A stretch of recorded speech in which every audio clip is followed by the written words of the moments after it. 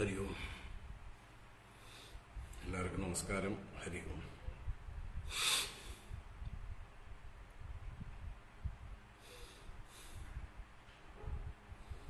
ഓം ശുക്ലാംബരധരം വിഷ്ണും ശശിവർണം ചതുർഭുജം പ്രസന്നവദനം ധ്യായേത് സർവവിഘ്നോപശാന്തയേ ഗുരവേ സർവലോകാനാം വിഷജേ ഭവരോഗിണാം നിധയേ സർവവിദ്യാനാം ദക്ഷിണാമൂർത്തയേ നമഃ. ജന്മാദ്യസ്യ യതോന്വയാദിതരതശ്ചാർത്ഥേഷ്വവിജ്ഞസ്വരാട് തേനേ ബ്രഹ്മഹൃദായാദികവയേ മുഹ്യന്തി യത്സൂരയഃ. തേജോ വാരിമൃതാം യദാ വിനിമയോ യത്ര ത്രിസർഗോ മൃഷാ ദാംനാ സ്വേന സദാ നിരസ്തകുഹകം സത്യം പരം ധീമഹി. ധർമ്മപ്രോജ്ജിതകൈതവോത്ര പരമോ നിർമ്മത്സരാണാം സദാം വേദ്യം വാസ്തവമത്ര വസ്തു ശിവദം താപത്രയോന്മൂലനം. ശ്രീമദ്ഭാഗവതേ മഹാമുനികൃതേ കിം വാ പരൈരീശ്വരഃ സദ്യോ ഹൃദ്യവരുദ്ധ്യതേത്ര കൃതിഭിഃ ശുശ്രൂഷുഭിസ്തൽക്ഷണാത്. നിഗമകൽപതരോർഗളിതം ഫലം സുഖമുഖാദമൃതദ്രവ സംയുതം പിബത ഭാഗവതം രസമാലയം മുഹുരഹോ രസികാ ഭുവി ഭാവുകാഃ. നാരായണം നമസ്കൃത്യ നരം ചൈവ നരോത്തമം ദേവീം സരസ്വതീം വ്യാസം തതോ ജയമുദീരയേത്. യം പ്രവ്രജന്തമനുപേതമപേതകൃത്യം ദ്വൈപായനോ വിരഹകാതര ആജുഹാവ. പുത്രേതി തന്മയതയാ തരവോഭിനേദുഃ തം സർവഭൂതഹൃദയം മുനിമാനതോസ്മി. യസ്വാനുഭാവമഖിലശ്രുതിസാരമേകം അധ്യാത്മദീപമതിതിർഷദാം തമോന്തം. സംസാരിണാം കരുണയാഃ പുരാണഗുഹ്യം തം വ്യാസസൂനുമുപയാമി ഗുരും മുനീനാം. മൂകം കരോതി വാചാലം പങ്കും ലംഘയതേ ഗിരിം യത്കൃപാതമഹം വന്ദേ പരമാനന്ദമാധവം. യം ബ്രഹ്മാ വരുണേന്ദ്രരുദ്രമരുതഃ സ്തുന്വന്തി ദിവ്യൈസ്തവൈഃ വേദൈഃ സാംഗപദക്രമോപനിഷദൈഃ ഗായന്തി യം സാമഗാഃ. ധ്യാനാവസ്ഥിത തദ്ഗതേന മനസാ പശ്യന്തി യം യോഗിനോ യസ്യാന്തം ന വിദുഃ സുരാസുരഗണാഃ ദേവായ തസ്മൈ നമഃ. കോമളം കൂജയൻ വേണും ശ്യാമളോയം കുമാരകഃ വേദവേദ്യം പരം ബ്രഹ്മ ഭാസതാം പുരതോ മമ. ഭൂതൈർമഹദ്ഭിർയ ഇമാ പുരോ വിഭുഃ നിർമായശേതേ യദമൂഷു പൂരുഷഃ ഭുങ്ക്തേ ഗുണാൻ ഷോഡശ ഷോഡശാത്മകഃ സോലങ്കൃഷീഷ്ട ഭഗവാൻ വജാംസി മേ. സച്ചിദാനന്ദരൂപായ വിശ്വോത്പത്യാദിഹേതവേ താപത്രയ വിനാശായ ശ്രീകൃഷ്ണായ വയം നുമഃ. കൃഷ്ണായ വാസുദേവായ ഹരയേ പരമാത്മനെ പ്രണതക്ലേശനാശായ ഗോവിന്ദായ നമോ നമഃ. കൃഷ്ണായ വാസുദേവായ ദേവകീനന്ദനായ ച നന്ദഗോപകുമാരായ ഗോവിന്ദായ നമോ നമഃ.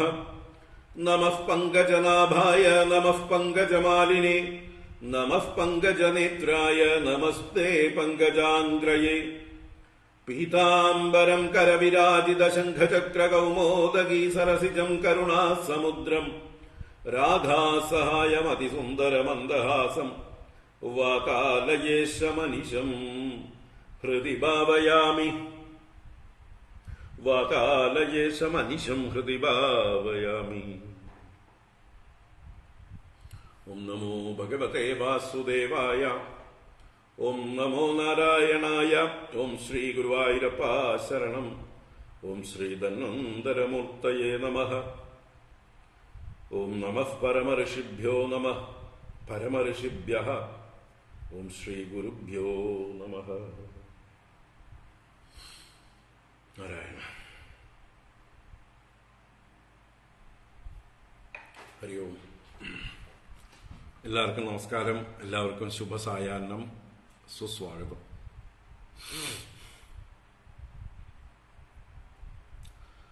ഭാഗവത ജ്ഞാനഗംഗാ പ്രവാഹത്തിലേക്ക് ഏവർക്കും സുസ്വാഗതം.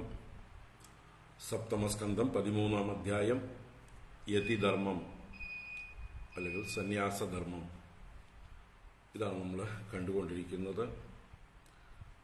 10-ാം ശ്ലോകം വരെയാണ് വിശദമായി കണ്ടത്. 11 മുതൽ കാണണം. നമുക്ക് 26 വരെ വായിക്കാം.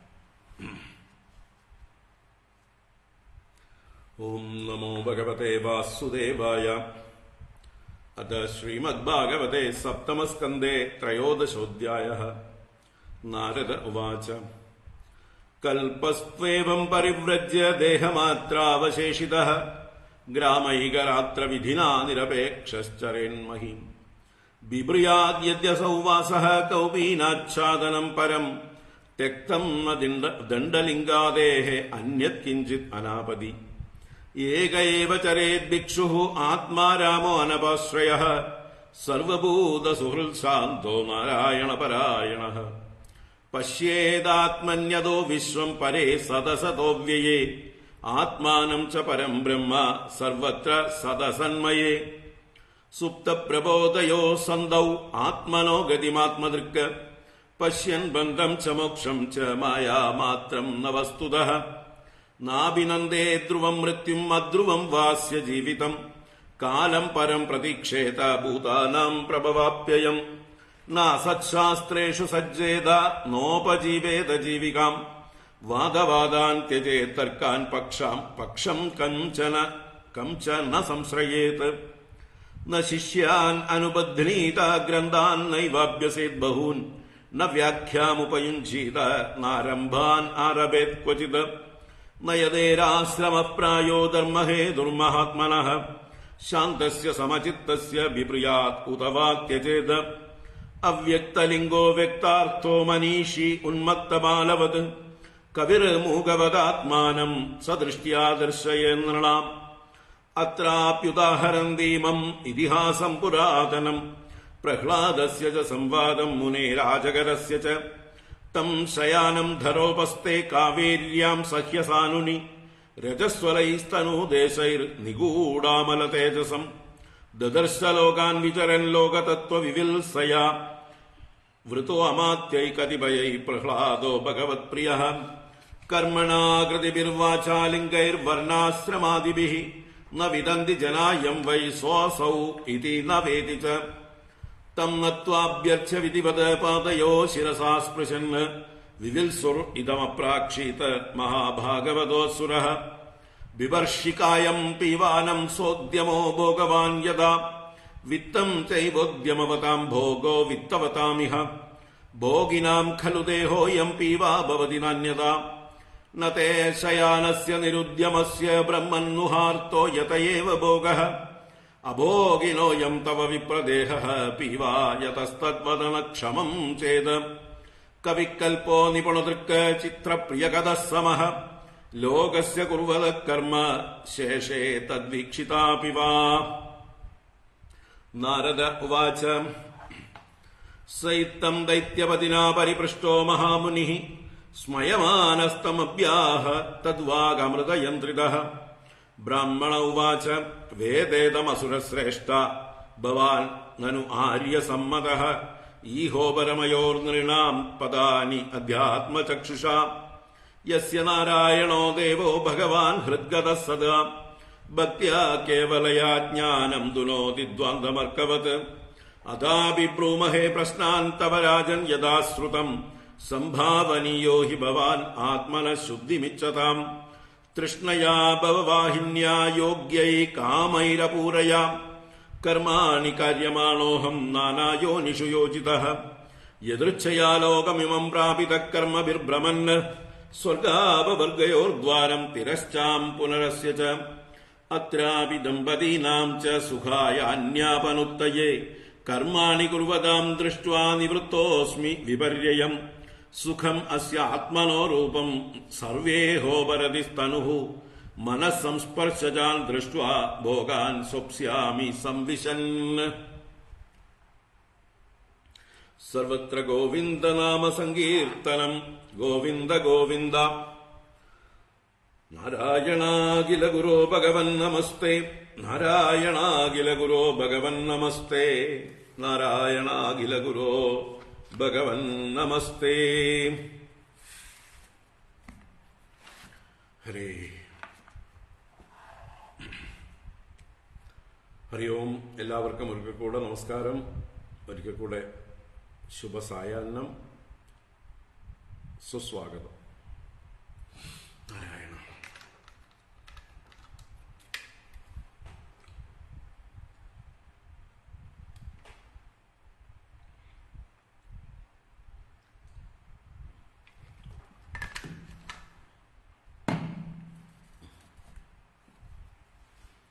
നാരായണ.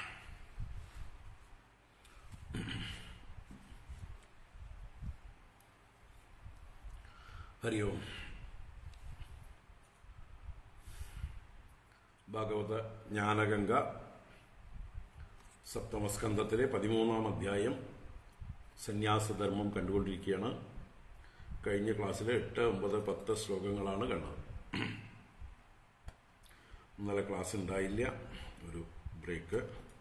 ഇന്ന് തുടരുകയാണ്. അപ്പോൾ ഒരു സന്യാസി അസത്ശാസ്ത്രങ്ങളുമായിട്ട് സംഘമുണ്ടാവേണ്ട ആവശ്യമില്ല. തൻ്റെ ഉപജീവനത്തിനായിക്കൊണ്ട് ശാസ്ത്രങ്ങളെ വ്യാഖ്യാനിക്കാനും പഠിപ്പിക്കാനും നിൽക്കരുത്.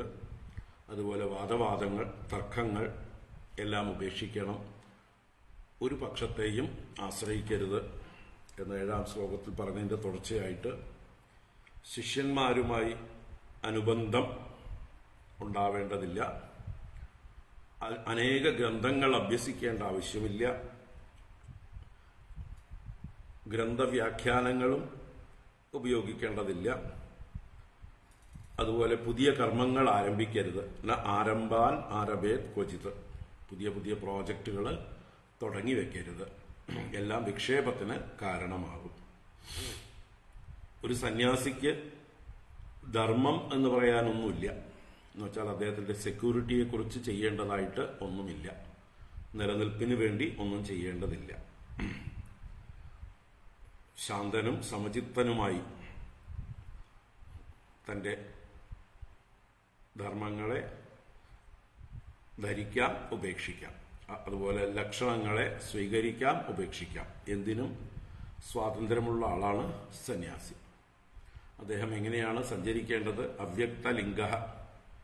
തന്നെ താൻ ആരെന്ന് വെളിപ്പെടുത്തുന്ന അടയാളങ്ങളൊന്നുമില്ലാതെ വ്യക്താർത്ഥ, പുരുഷാർത്ഥങ്ങളെ നല്ലതുപോലെ സാധിച്ചവനായിക്കൊണ്ട് മനീഷി, മനസ്സിനെ നിയന്ത്രിക്കുന്നവനായി, ഉന്മത്ത ബാലവത്, ഉന്മത്തനെ പോലെയോ ബാലനെ പോലെയോ, മൂകവത്, ഒരു ഊമയെ പോലെയോ ഒക്കെ സഞ്ചരിക്കേണ്ടതാണ്. കവിയാണെങ്കിലും നല്ല പാണ്ഡിത്യമുള്ളവനാണെങ്കിലും തന്നെ മറ്റുള്ളവരുടെ മുമ്പിൽ വലിയ പണ്ഡിതനാണ്, ജ്ഞാനിയാണെന്നൊന്നും പ്രകടിപ്പിക്കാതെ, ഇങ്ങനൊരാളിവിടെ ഉണ്ടെന്നേ അറിയിക്കാതെ സഞ്ചരിക്കണം. കുട്ടികളെ പോലെയോ മൂഢന്മാരെ പോലെയോ മൂകന്മാരെ പോലെയോ ഒക്കെ. അങ്ങനെയുള്ള കാര്യങ്ങളാണ് ഇന്നലെ കഴിഞ്ഞ ക്ലാസ്സിൽ വിശദീകരിച്ചത്. അതിന് ദൃഷ്ടാന്തമായിട്ട് ഒരു ഇതിഹാസം, പുരാതനമായ ഒരു കഥ പറയുകയാണ്. അത്രാപ്യുദാഹരന്തീമം ഇതിഹാസം പുരാതനം പ്രഹ്ലാദസ്യ ച സംവാദം മുനേരാജകരസ്യ ച. അത്രാപി ഉദാഹരന്തി ഇമം ഇതിഹാസം പുരാതനം പ്രഹ്ലാദസ്യ ച സംവാദം മുനേരാജകരസ്യ ച.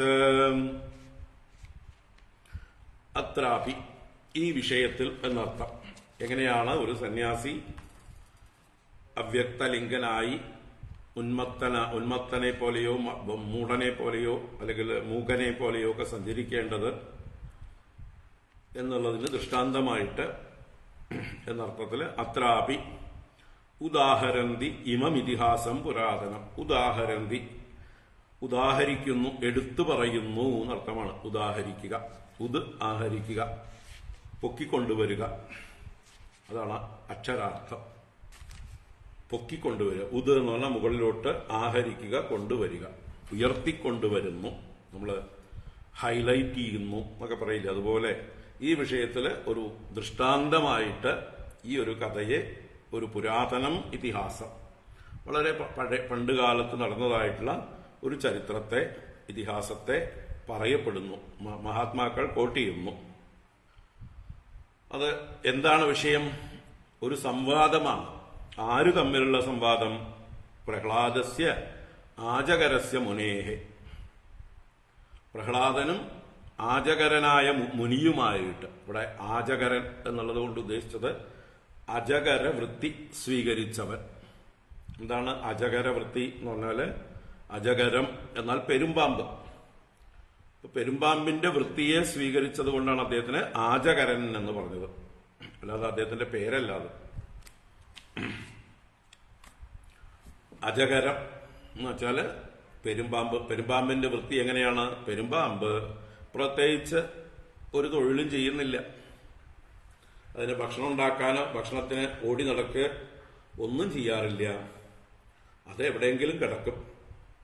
അതിനുള്ള ഭക്ഷണം അതിൻ്റെ അടുത്തേക്ക് എത്തിച്ചേരുമ്പോൾ അതിനെ പിടിച്ച് ശാപ്പിടും. അതാണ് പെരുമ്പാമ്പിന്റെ വൃത്തി. അല്ലാതെ പെരുമ്പാമ്പ് തന്റെ വലിയ ദേഹവുമായിട്ട് ഇങ്ങനെ വളരെ വേഗത്തിൽ ഭക്ഷണം അന്വേഷിച്ചുകൊണ്ട് എഴഞ്ഞെഴഞ്ഞ് ഓടുന്നതൊന്നും കാണാൻ കിട്ടില്ല. മിക്കവാറും വല്ല മരക്കൊമ്പത്ത് അള്ളിപ്പിടിച്ചത് ഉറക്കം അഭിനയിച്ച് ഒരു നിദ്രയായിരിക്കും. താഴെ കൂടെ ഏതെങ്കിലും മൃഗങ്ങളുടെ കൂട്ടം പോകുന്ന കാണുമ്പോൾ അതിലൊന്നിനെ ലക്ഷ്യമാക്കിക്കൊണ്ട് ആ മരത്തിന്റെ മുകളിൽ നിന്ന് ആ മൃഗത്തിന്റെ മുകളിലേക്ക് വീണ് അതിനെ ചുറ്റി വരിയും. അത് മാനാവാം, മുയലാവാം, കാട്ടുപന്നിയാവാം, കുരങ്ങനാവാം. എന്താണോ ആ വഴിക്ക് പോകുന്നത് അതിന് കയ്യെത്തും ദൂരത്ത്, അല്ലെങ്കിൽ അത് വീണ് കഴിഞ്ഞാൽ അതിന്റെ മുകളിലായിരിക്കും ഉറപ്പായി കഴിഞ്ഞാൽ നല്ല രീതിയിൽ അതിന്റെ മുകളിലേക്ക് തന്നെ ഇതിന്റെ ഭാരവുമായിട്ടൊന്ന് വീഴുമ്പോൾ തന്നെ ആ ജന്തു തളർന്നു പോകും. ഇത് നല്ല ഭാരം ഉണ്ടാവും ഈ പെരുമ്പാമ്പിനൊക്കെ. അത് വീണ് കഴിയുമ്പോൾ അത് ചതയും. അതോടുകൂടി ഒരു ചുരുട്ടി ഒരു പിടുത്തമാണ്, ഒരു പിഴിച്ചിൽ അങ്ങോട്ട് പിഴിഞ്ഞു കഴിഞ്ഞാൽ ഈ മൃഗത്തിന്റെ എല്ലൊക്കെ നുറുങ്ങി അതിന് അനങ്ങാൻ പറ്റാത്ത രീതിയിലാവും. ഈ പാമ്പുകളുടെ അതിന്റെ ഉടലിന്റെ ശക്തി അപാരം തന്നെയാണ്. അതിന് കൈയില്ലെങ്കിലും നമ്മളെക്കാൾ ശക്തിയുണ്ട്. കീരിയൊക്കെ പാമ്പിനെ തലയിൽ നോക്കി അതിന്റെ ഭണത്തിൽ നോക്കി പിടിക്കും. മൂർഖൻ പാമ്പിന്റെ തലയിൽ പിടിക്കും. അങ്ങനെ പിടിച്ചാലും ഈ പാമ്പ് എന്ത് ചെയ്യും? അതിന്റെ ദേഹം കൊണ്ട് കീരിയെ ചുറ്റും. ദേഹം കൊണ്ട് കീരിയെ ചുറ്റിയിട്ട് കീരിയെ ശ്വാസം മുട്ടിക്കുമ്പോൾ കീരി വായ വിടും. അങ്ങനെ കീരി വായ തുറന്നാലോ പാമ്പ് രക്ഷപ്പെട്ടു തിരിച്ച് കീരിയെ കടിക്കാം. അങ്ങനെ ഏത് ജന്തുവിനെയും വളരെ വേഗത്തിൽ കീഴ്പ്പെടുത്താനും പിടിച്ചാൽ വിടാതിരിക്കാനുള്ളതായിട്ടുള്ള ഗംഭീരമായിട്ടുള്ള ശക്തിയുള്ള ഈശ്വര സൃഷ്ടിയാണ് ഈ പാമ്പുകൾ. അപ്പൊ ഇവിടെ പെരുമ്പാമ്പിന്റെ പിടുത്തം പറയേണ്ട ആവശ്യമില്ലല്ലോ. പെരുമ്പാമ്പ് ഒരു പിടുത്തം പിടിച്ചു കഴിഞ്ഞാൽ ആ ജന്തുവിന്റെ അസ്ഥികളൊക്കെ നുറുങ്ങും. എന്നിട്ട് പിന്നെ അതിനെ ഒരു ഭാഗത്തുനിന്ന് വിഴുങ്ങാൻ തുടങ്ങിയാൽ അതിന്റെ വാലറ്റം വരെ ഉള്ളിലോട്ട് സമയമെടുത്ത് വിഴുങ്ങി അകത്താക്കും. അപ്പൊ ഈ പെരുമ്പാമ്പ് ഭക്ഷണം അന്വേഷിച്ച് നടക്കാറില്ല. എതിർച്ചാലാപ സന്തുഷ്ടനാണ് പെരുമ്പാമ്പ്. ഒരു തുള്ളി എനർജി അത് പാഴാക്കി കളയില്ല. വിശപ്പാറാൻ വേണ്ടി ഭക്ഷണം അന്വേഷിച്ച് നടന്ന് അതിന് ക്ഷീണം ഉണ്ടാവില്ല. ഭക്ഷണത്തെക്കുറിച്ച് വിചാരം പോലും ഉണ്ടാവാറില്ല. തന്റെ അടുത്തേക്ക് വരുന്നതിനെ ഈശ്വരൻ തനിക്ക് തന്റെ പ്രാരബ്ധവശാൽ കൊണ്ടു തന്നതായി അത് സ്വീകരിക്കുന്നു. അപ്പൊ ഇതാണ് അജകര വൃത്തി. അജകരത്തെ പോലെയുള്ള ഒരു വൃത്തി. അതാണ് ആജകരസ്യ എന്ന് പറഞ്ഞത്. അജകരനായ മുനിയും പ്രഹ്ലാദനും തമ്മിലുള്ള ഒരു സംവാദം ഈ വിഷയത്തിൽ ചർച്ച ചെയ്യാറുണ്ട്, ഉദാഹരണമായി പറയാറുണ്ട് എന്ന് പറയണം. ഇവിടുത്തെ ഈ ആജകരൻ എന്ന മുനി ആരാണ്? നമ്മുടെ ദത്താത്രേയ മഹർഷി തന്നെ ആണ്. ഭഗവാൻ വിഷ്ണുവിന്റെ അംശത്തിൽ നിന്ന് അത്രി മഹർഷിക്കും അനസൂയാദേവിക്കും കൂടി പുത്രനായി ഉണ്ടായ ദത്താത്രേയ മഹർഷി തന്നെയാണ് ഇവിടെ ആജകരൻ എന്നുള്ള മുനിയായി പറയുന്നത്. ഇദ്ദേഹത്തെ തന്നെ ഇനി നമ്മൾ ഏകാദശ സ്കന്ധത്തില് 24 ഗുരുക്കന്മാരെ കുറിച്ച് പറയുന്ന ആ ഒരു ഭാഗത്ത് കാണും. യദു മഹാരാജാവും ഈ മുനിയുമായിട്ടുള്ള സംവാദമാണ് അവിടെ. ഈ ദത്താത്രേയ മഹർഷി അദ്ദേഹം ഒരുപാട് പേരുടെ ഗുരുവാണ്. കാർത്തവീര്യാർജുനൻ എന്ന രാജാവിന്റെ ഗുരുവാണ്. അതുപോലെ ഇതപ്പോൾ പ്രഹ്ലാദന് ഗുരുവായി ഭവിക്കുന്നുണ്ട്. യദു മഹാരാജാവിന് ദർശനം കൊടുത്ത് 24 ഗുരുക്കന്മാരുടെ തത്വം പറഞ്ഞു കൊടുക്കുന്ന ആ ഭാഗമുണ്ട്. അതുപോലെ അളർക്കൻ മുതലായ രാജാക്കന്മാർക്കും ഇദ്ദേഹം ഗുരുവായിരുന്നു. അങ്ങനെ ദക്ഷിണേന്ത്യയിൽ കർണാടക കുടക് മലകളിലും അതുപോലെ മഹാരാഷ്ട്ര ആ ദേശങ്ങളിലുമൊക്കെ ആയിട്ട് ആന്ധ്രയിലും ഒക്കെ ആയിട്ട് സഞ്ചരിക്കുന്നതായിട്ടുള്ളൊരു മഹാത്മാവാണ് ദത്താത്രേയ മഹർഷി. അദ്ദേഹത്തിൻ്റെ എന്താ പറയുക അംശമായിട്ട് തന്നെയാണ് നമ്മുടെ നിത്യാനന്ദ സ്വാമികൾ എന്നറിയപ്പെടുന്ന ബാബയെ എല്ലാവരും കരുതുന്നത്. അതുപോലെ ഷിർദി സായി ബാബയെക്കുറിച്ചും അങ്ങനെ കരുതുന്നവരുണ്ട്. അങ്ങനെ ഒരുപാട് മഹാത്മാക്കൾക്ക് ഈ ദത്താത്രേയ മഹർഷിയുടെ അനുഗ്രഹം ലഭിച്ചിട്ടുണ്ട്. അവധൂതന്മാരൊക്കെ ദത്താത്രേയ മഹർഷിയെ ഗുരുവായി വരിച്ചിട്ടുള്ളവരാണ്. അപ്പം എന്തായാലും ഇവിടുത്തെ അവധൂതൻ എന്ന് പറയുന്നത്, അല്ലെങ്കിൽ ഈ അജകരൻ എന്ന് പറയുന്ന ആജകരൻ എന്ന മുനി ഈ ദത്താത്രേയ മഹർഷിയാണ്. അപ്പൊ അദ്ദേഹത്തെ പ്രഹ്ലാദൻ കണ്ടുമുട്ടുന്നതും പ്രഹ്ലാദന്റെ ചോദ്യങ്ങൾക്ക് ഇദ്ദേഹം കൊടുക്കുന്ന മറുപടിയുമാണ് ഇനി ഉദാഹരണമായിട്ട് പറയാൻ പോകുന്നത്. അതിലേക്ക് നമുക്ക് കടക്കാം. തം ശയാനം ധരോപസ്തേ കാവേര്യാം സഹ്യസാനുനി രജസ്വലൈസ്തനൂദേശൈർനിഗൂഢാമല തേജസം ദദർശ ലോകാൻ വിചരൻ ലോകതത്വവിവിൽസയാ വൃതോ അമാത്യൈ കതിപയൈഃ പ്രഹ്ലാദോ ഭഗവത്പ്രിയഃ.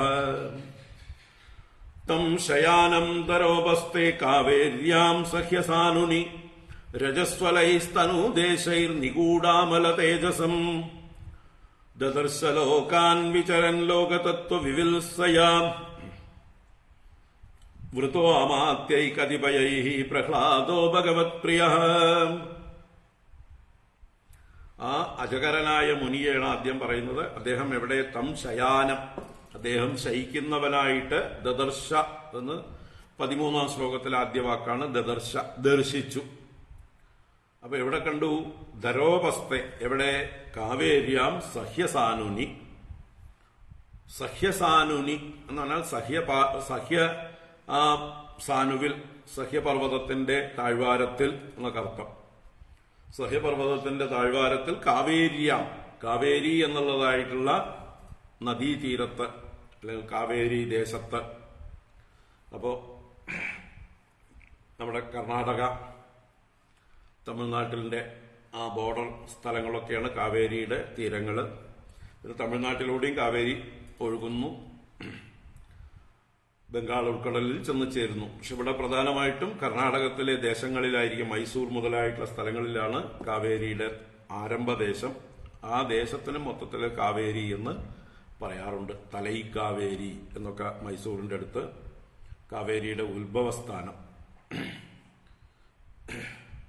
അപ്പൊ എന്തായാലും ആ ഭാഗത്ത് എവിടെ? എന്തായാലും സഹ്യ സാനുനി എന്ന് പ്രത്യേകം എടുത്തു പറഞ്ഞിട്ടുണ്ട്. സഹ്യപർവ്വതത്തിൽ ആണ്, സഹ്യപർവ്വതത്തിന്റെ താഴ്വാരത്തിലാണ്. അപ്പൊ തീർച്ചയായിട്ടും ആ കർണാടക ദേശത്തിൽ തന്നെയാണ്. മറ്റത് തമിഴ്നാട്ടിലേക്ക് പ്രവേശിക്കുമ്പോഴേക്കും സഹ്യത്തിൽ നിന്ന് കുറച്ച് കിഴക്ക് വടക്ക് മാറിക്കഴിഞ്ഞു. അപ്പൊ എന്തായാലും ആ സഹ്യസാനുനി രജസ്വലൈഹി തനൂദേശൈഹി, രജസ്വലം എന്ന് പറഞ്ഞാല് ധൂളികൾ പരന്നിരിക്കുന്നത്, പൊടിപടലങ്ങൾ പാറിപ്പറക്കുന്നത്, അങ്ങനെയുള്ള വ്യാപ്തിയോടുകൂടിയതും തനൂദേശൈഹി. ഇവിടെ തനൂദേശം എന്ന് പറഞ്ഞാല് ഇദ്ദേഹത്തിന്റെ ശരീര അവയവങ്ങൾ, ഈ അവധൂതന്റെ ശരീരം, അദ്ദേഹത്തിന്റെ ശരീര അവയവങ്ങളിലൊക്കെ രജസ്വലം എന്ന് പറഞ്ഞാലോ ധൂളികൾ വ്യാപിച്ചിരിക്കുന്നു എന്നർത്ഥം. എന്ന് വെച്ചാൽ ശരീരം അദ്ദേഹം ശുദ്ധിയാക്കാറില്ല. അവധൂതൻ എന്ന വാക്ക് ഇത് തന്നെയാണ് ഉദ്ദേശിക്കുന്നത്. ശരീരത്തെ സംസ്കരിക്കാത്തവൻ, ശരീരത്തെ ദൂനനം ചെയ്യാത്തവൻ. ദൂനനം ചെയ്യാന്ന് പറഞ്ഞാൽ കഴുകി വൃത്തിയാക്കുക, സംസ്കരിക്കുക, തലമുടി വെട്ടുക, നഖം വെട്ടുക, മീശതാടികളൊക്കെ രൂപപ്പെടുത്തുക, നല്ല വസ്ത്രങ്ങൾ ധരിക്കുക. ഇതൊന്നും ചെയ്യുന്നില്ല. ആ ദൂനന പ്രക്രിയകളൊന്നും ഇല്ലാത്തതുകൊണ്ടാണ് അവധൂതൻ എന്ന് അവരെ വിളിക്കുന്നത്. അപ്പൊ ശരീര സംരക്ഷണം ഒന്നും ചെയ്യാതെ, ശരീരത്തിന് വേണ്ട സ്നാനാദികൾ പോലും ചെയ്യാതെ, അതുകൊണ്ട് ശരീരത്തിൽ പൊടിപടലങ്ങൾ പിടിച്ചിട്ടുണ്ട്. അങ്ങനെ പൊടിപടലങ്ങളുടെ വ്യാപ്തിയോടുകൂടിയ തനൂദേശങ്ങളോടുകൂടെ, ദേഹാവയവങ്ങളോടുകൂടെ, പിന്നെ കിടക്കുന്നത് എവിടെയാ? ധരോപസ്ഥ. ധര എന്ന് പറഞ്ഞാൽ ഭൂമി, ഉപസ്ഥം എന്നാൽ മടി എന്നർത്ഥമാണ്. ഇവിടെ ധരോപസ്ഥ എന്ന് പറഞ്ഞാൽ ഭൂമിയുടെ മടിയിൽ. അപ്പൊ ഭൂമിദേവിയെ തന്നെ അമ്മയായി കരുതി അമ്മയുടെ മടിയിൽ കിടക്കുന്നത് പോലെ ഭൂമിയിൽ കിടക്കുന്നു. അങ്ങനെ ശയാനം, ശയിക്കുന്നവനും, നിഗൂഢ അമല തേജസം തം, നിഗൂഢമായിരിക്കുന്ന അമലമായ തേജസ്സോട് കൂടിയവൻ. എന്നുവെച്ചാൽ അദ്ദേഹത്തിന്റെ തേജസ് നല്ലോണം പ്രകാശിപ്പിക്കുന്നില്ല. എന്തുകൊണ്ട്? ഈ ധൂളികളെ കൊണ്ടൊക്കെ ശരീരം മറഞ്ഞിരിക്കുന്നതുകൊണ്ടും, വസ്ത്രം എങ്ങനെ ഉണ്ടാവും അറിയില്ല, ഉടുത്തിട്ടുണ്ടോ ഇല്ലയോ എന്നറിയില്ല. അപ്പൊ അതൊക്കെ കൊണ്ട് തന്നെ സ്വയം തന്റെ അഴുക്കൊക്കെ കഴുകിക്കളഞ്ഞ് പ്രകാശിപ്പിക്കാനായിട്ട് അദ്ദേഹം പ്രവർത്തിച്ചിട്ടില്ല. പക്ഷെ അദ്ദേഹത്തിന്റെ ഉള്ളിലുള്ള തേജസ് എന്നാൽ മിന്നി മറയുന്നുണ്ട്. അപ്പോ ചാരം കൊണ്ട് മൂടിയ അഗ്നിയെ പോലെ എന്ന് പറയാം. കനൽക്കട്ടകൾ ചാരം കൊണ്ട് മൂടിക്കിടക്കുമ്പോൾ ഇടയ്ക്ക് കാറ്റടിക്കുമ്പോൾ ഒന്ന് മിന്നും എന്നതുപോലെ അദ്ദേഹത്തിന്റെ അമലമായ തേജസ് നിഗൂഢമായിരിക്കുന്നു. അങ്ങനെയുള്ള തം ലോകതത്വ വിവത്സയ കതിപൈ അമാത്യൈ വൃത ലോകാൻ വിചരന് ഭഗവത് പ്രിയ പ്രഹ്ലാദ ദദർശ. പ്രഹ്ലാദ ദദർശ എന്നാണ്. പ്രഹ്ലാദൻ ദർശിച്ചു. എങ്ങനെയുള്ള പ്രഹ്ലാദൻ? ഭഗവത് പ്രിയ പ്രഹ്ലാദ, ഭഗവാനോട് പ്രിയമുള്ളവനായ പ്രഹ്ലാദൻ, ഭഗവാനും പ്രിയനായിട്ടുള്ള പ്രഹ്ലാദൻ. അല്ലെ, ഭഗവാന് അങ്ങോട്ടും പ്രഹ്ലാദനോട് പ്രിയമാണ്, പ്രഹ്ലാദന് ഭഗവാനോടും പ്രിയനാണ്. അങ്ങനെ ഭഗവത് പ്രിയനായ പ്രഹ്ലാദൻ കണ്ടു. അപ്പൊ എന്ത് ചെയ്യുന്നു പ്രഹ്ലാദൻ? ലോകതത്വ വിവത്സയ. ലോകതത്വം എന്ന് പറഞ്ഞാൽ ലോകത്തിന്റെ ഒരു സ്വഭാവത്തെക്കുറിച്ച് വിവത്സ.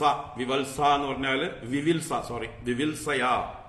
വിവിൽസ എന്ന് പറഞ്ഞാൽ വേദിതും ഇച്ഛ, അറിയാനുള്ള ആഗ്രഹത്തോടുകൂടെ സഞ്ചരിക്കുകയാണ്. ലോകാൻ വിചരൻ. ആരോടുകൂടെ? കതിപയൈഹി അമാത്യൈഹി വൃത. കതിപയൈഹി ഏതാനും കുറച്ച് അമാത്യന്മാരാൽ, മന്ത്രിമാരാൽ ചുറ്റപ്പെട്ടവനായിട്ട്, സേവിതനായിട്ട്. അപ്പൊ കുറച്ച് മന്ത്രിമാരുമായി ലോകത്തിൽ സഞ്ചരിക്കുകയാണ് പ്രഹ്ലാദൻ, ലോകസ്വഭാവം അറിയാൻ വേണ്ടിയിട്ട്. അങ്ങനെ സഞ്ചരിക്കുമ്പോൾ ഈ മഹാത്മാവിനെ, ഈ ആജകരനായ മുനിയെ അദ്ദേഹം ഭൂമിയിൽ ശയിക്കുന്നവനായിട്ട്, പൊടി പിടിച്ചു കിടക്കുന്നവനായിട്ട് ആ കാവേരി തീരത്ത് വെച്ച് കണ്ടുമുട്ടി. തം ശയാനം ധരോപസ്ഥേ കാവേര്യാം സഹ്യസാനുനി രജസ്വലൈസ്തനൂദേശൈർനിഗൂഢാമല തേജസം ദദർശ ലോകാൻ വിചരൻ ലോകതത്വ വിവിൽസയ വൃതോമാത്യൈ കതിപയൈ പ്രഹ്ലാദോ ഭഗവൽ പ്രിയ കർമ്മണാകൃതിഭിർവാചാ ലിംഗൈ വർണ്ണാശ്രമാദിഭിഃ ന വിദന്തി ജനായം വൈ സോऽസൗ ഇതി നവ ഇതി ച. കർമ്മണാകൃതിഭിർവാചാ ലിംഗൈ വർണ്ണാശ്രമാദിഭിഃ ന വിദന്തി ജനായം വൈ സോऽസൗ ഇതി നവ ഇതി ച. അപ്പൊ ഈ അവധൂതനെ വർണ്ണിക്കുകയാണ്. ഏതൊരു അവധൂതനെ? യം ജനാഹ ന വിദന്തി. ജനങ്ങൾ ഏതൊരുവനെ അറിയുന്നില്ലയോ, ന വിദന്തി. എന്തുകൊണ്ട്? അദ്ദേഹത്തിന്റെ ഒരു ലക്ഷണവും പിടികിട്ടുന്നില്ല, ഒരു ലക്ഷണവും പ്രകടിപ്പിക്കുന്നില്ല. ഞാൻ എന്നവനാണ് എന്ന് തെളിയിക്കുന്ന എന്തെങ്കിലും അദ്ദേഹത്തിന്റെ ഭാഗത്തുനിന്ന് വേണ്ടേ? ഒന്നുമില്ല. കർമ്മണ, സാധാരണ നമ്മൾ പലരെയും മനസ്സിലാക്കുക അവർ ചെയ്യുന്ന കർമ്മങ്ങളിൽ നിന്നാണ്, അല്ലെ? ഓരോരുത്തരും അവരവരുടെ തൊഴിൽ ചെയ്തുകൊണ്ടിരിക്കുമ്പോൾ നമുക്കറിയാൻ പറ്റും. ഇന്നാള് ആശാരിയാണ്, ഇന്നാള് കൊല്ലനാണ്, ഇന്നാള് കൃഷിക്കാരനാണ്, കഴുത്തില് സ്റ്റെതസ്കോപ്പ് ഇട്ട് നടക്കണേണ്ട, ഇന്നാള് ഡോക്ടറാണ്, കോട്ട് ഇട്ട് നടക്കണേണ്ട, കറുത്ത കോട്ടിട്ട് നടക്കണേണ്ട വക്കീലാണ്, അല്ലെ? ഓരോരുത്തരുടെയും ആ പ്രവൃത്തികളിൽ നിന്ന് അവരെ നമുക്ക് ഐഡന്റിഫൈ ചെയ്യാൻ പറ്റും. എന്നാൽ ഇദ്ദേഹത്തിന് അങ്ങനത്തെ പ്രത്യേകിച്ച് കർമ്മങ്ങളൊന്നുമില്ല, ഒരു കർമ്മവും ചെയ്യുന്നില്ല. അപ്പോൾ കർമ്മം ചെയ്യാത്ത ഒരാളെ നമുക്ക് അറിയാൻ പറ്റുമോ? റെയിൽവേ സ്റ്റേഷനിൽ നമ്മൾ രാത്രിയൊക്കെ പോയി കഴിഞ്ഞാൽ പ്ലാറ്റ്ഫോമിലൊക്കെ പലരും ഇരുന്നുറങ്ങുണ്ടാവും, കിടന്നുറങ്ങുണ്ടാവും, റെസ്റ്റ് റൂമിൽ ഉറങ്ങുണ്ടാവും. ആ ഉറങ്ങുന്നവരെ കണ്ടാൽ നമുക്ക് ആരാന്ന് തിരിച്ചറിയാൻ പറ്റുമോ? ഇല്ല. അവരവരുടെ ലക്ഷണം പ്രകടിപ്പിച്ചാൽ മാത്രമേ, എന്തെങ്കിലും ഒരു പ്രവൃത്തി ചെയ്താൽ മാത്രമേ അവർ ഇന്നവരാണെന്ന് നമുക്കറിയാൻ പറ്റുള്ളൂ. എന്നതുപോലെ ഇവിടെ അദ്ദേഹം കർമ്മം കൊണ്ട് ആൾ ഇന്ന ആളാണെന്ന് തെളിയിക്കുന്നില്ല. വാച, ആരോടും അങ്ങനെ സംസാരിക്കുന്നുമില്ല. സംസാരം കേട്ടാൽ ചിലരെ നമുക്ക് മനസ്സിലാക്കാൻ പറ്റും അല്ലേ? ഓരോരുത്തരുടെയും സംസാരം അവരവർക്ക് ഇഷ്ടപ്പെട്ട വിഷയങ്ങളെ കുറിച്ചായിരിക്കും. രാഷ്ട്രീയക്കാർ തമ്മിൽ രാഷ്ട്രീയം പറയും, ഭക്തന്മാർ തമ്മിൽ ഈശ്വര കാര്യങ്ങൾ പറയും, മറ്റ് സിനിമ താല്പര്യമുള്ളവർ ആ കഥകൾ പറയും അല്ലെ, പരദൂഷണം പറയുന്നവർ അത് പറയും. ഇങ്ങനെ തമ്മിൽ വർത്തമാനം പറയുന്നത് കേട്ടാൽ ഒരാളെ നമുക്ക് വിലയിരുത്താം. ഇവിടെ അതുമില്ല. ആകൃതിഭിഹി, ആകൃതി കൊണ്ടും, ആകൃതി ശരീരത്തിന്റെ ധരിച്ചിരിക്കുന്നതായിട്ടുള്ള ലക്ഷണങ്ങളെ കൊണ്ട് ഇയാള് ബ്രാഹ്മണനാണോ, ക്ഷത്രിയനാണോ, വൈശ്യനാണോ, ശൂദ്രനാണോ, ബ്രഹ്മചാരിയാണോ, ഗൃഹസ്ഥനാണോ, വാനപ്രസ്ഥനാണോ, സന്യാസിയാണോ എന്നൊന്നും അദ്ദേഹത്തിന്റെ വസ്ത്രഭൂഷാദികൾ കൊണ്ടോ ലക്ഷണങ്ങൾ കൊണ്ടോ ഒന്നും പിടികിട്ടുന്നില്ല. വർണ്ണാശ്രമാദിഭിഹി ലിംഗൈഹി, വർണ്ണാശ്രമങ്ങളെ സൂചിപ്പിക്കുന്ന ലിംഗങ്ങൾ, അടയാളങ്ങളൊന്നും അദ്ദേഹം ധരിച്ചിട്ടില്ല.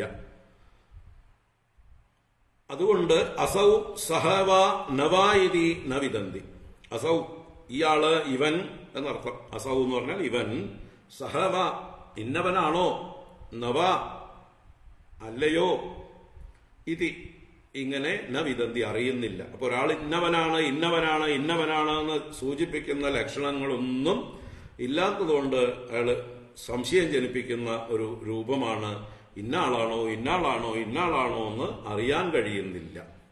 ഒരു ലക്ഷണവുമില്ല. അവധൂതൻ എന്ന് പറയുമ്പോൾ വസ്ത്രം പോലും ഉണ്ടോ ഇല്ലയോ എന്ന് പോലും അറിയില്ല. അപ്പോൾ ഒരു ലിംഗങ്ങളും ധരിച്ചിട്ടില്ല. ഒരു തരത്തിലും അദ്ദേഹത്തെ ആർക്കും മനസ്സിലാവില്ല. സംസാരിക്കുന്നുമില്ല, കർമ്മങ്ങൾ ചെയ്യുന്നുമില്ല, ഒന്നുമില്ല. കർമ്മണ ആകൃതിർവാചാലിംഗൈ വർണ്ണാശ്രമാദിഭിഃ ന വിദന്തി ജനായം വൈ സോസൗ ഇതി നവാ ഇതി ച.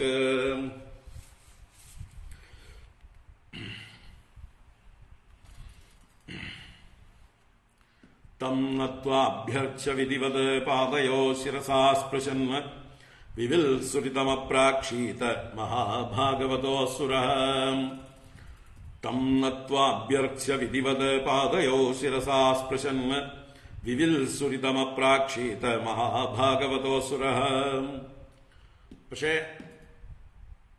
പ്രഹ്ലാദന് നല്ലൊരു സംസ്കാരം കിട്ടിയിട്ടുണ്ട്. പൂർവജന്മ സുഹൃതമോ ഗർഭത്തിൽ കിടക്കുമ്പോൾ നാരദ മഹർഷിയുടെ അനുഗ്രഹം കൊണ്ട് കിട്ടിയതോ ഒക്കെ ആയിട്ടുള്ള ആ സംസ്കാരം കൊണ്ട് മഹാത്മാക്കളെ കണ്ടാൽ മഹാത്മാക്കളാണെന്ന് അറിയാനും അവരെ ബഹുമാനിക്കാനുള്ളതായിട്ടുള്ള ഒരു നല്ലൊരു സന്മനസ് അദ്ദേഹത്തിനുണ്ട്. അതുകൊണ്ട് ആ മഹാത്മാവിനെ പ്രഹ്ലാദൻ സമീപിച്ച് വിധിവത് നത്വ, വിധിപ്രകാരം നമസ്കരിച്ചിട്ട്, അഭ്യർച്ച്യ അദ്ദേഹത്തെ വേണ്ടതുപോലെ പൂജിച്ചിട്ട്, പാദയോഹോ ശിരസാ സ്പൃശൻ അദ്ദേഹത്തിന്റെ രണ്ട് പാദങ്ങളിലും തന്റെ ശിരസ്സുകൊണ്ട് സ്പർശിച്ചിട്ട്, നമസ്കാരം ചെയ്യുമ്പോൾ തന്റെ പാദങ്ങളെ അദ്ദേഹത്തിന്റെ ശിരസിൽ സ്പർശിച്ചുകൊണ്ട്, മഹാഭാഗവത അസുരഃ ഭാഗവതോത്തമനായിട്ടുള്ള ഭഗവത് പ്രിയനായിട്ടുള്ള ഈ അസുരബാലൻ, അല്ലെങ്കിൽ ഇപ്പൊ ചക്രവർത്തിയാണ് ആള്, എന്താ പറയുക, അസുരന്മാരുടെ നേതാവാണ്.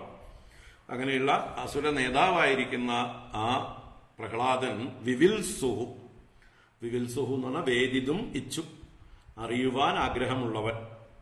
അപ്പൊ അറിയുവാൻ ആഗ്രഹമുള്ളവനായിട്ട് ഇതം അപ്രാക്ഷീത്, ഈ പ്രശ്നത്തെ ചെയ്തു എന്നാണ്. പ്രശ്ന പൃച്ഛതി എന്നുള്ള ക്രിയാരൂപം പാസ്റ്റ് ടെൻസ് രൂപത്തിൽ അപ്രാക്ഷീത് എന്നായി. ഇങ്ങനെ ചോദ്യം ചെയ്തു എന്നാണ്, പ്രശ്നം ചെയ്തു എന്നാണ് അപ്രാക്ഷി. അപ്പോ പ്രഹ്ലാദൻ ചോദ്യം ചെയ്യുകയാണ്.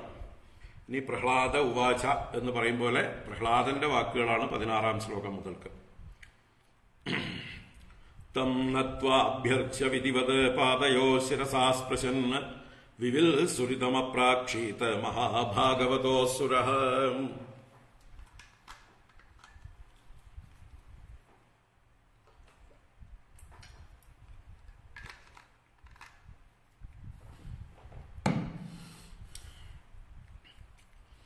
ബിഭർഷികായം പീവാനം സോദ്യമോ ഭോഗവാൻ യഥാ വിത്തം ചൈവോദ്യമവതാം ഭോഗോ വിത്തവതാമിഹ ഭോഗിനാം ഖലു ദേഹോയം പീവാ ഭവതി നാന്യഥാ ബിഭർഷികായം പീവാനം സോദ്യമോ ഭോഗവാൻ യഥാ വിത്തം ചൈവോദ്യമവകാം ഭോഗോ വിത്തവകാമിഹ ഭോഗിനാം ഖലു ദേഹോയം പീവാ ഭവതി നാന്യഥാ.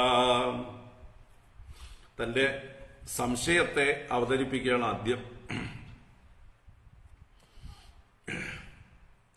കാരണം ഈ മഹാത്മാവിന് നല്ല തടിയുണ്ട്. അതാണ് പീവാ എന്ന് പറയുന്നത്. പീവാ ഭവതി ഖലു.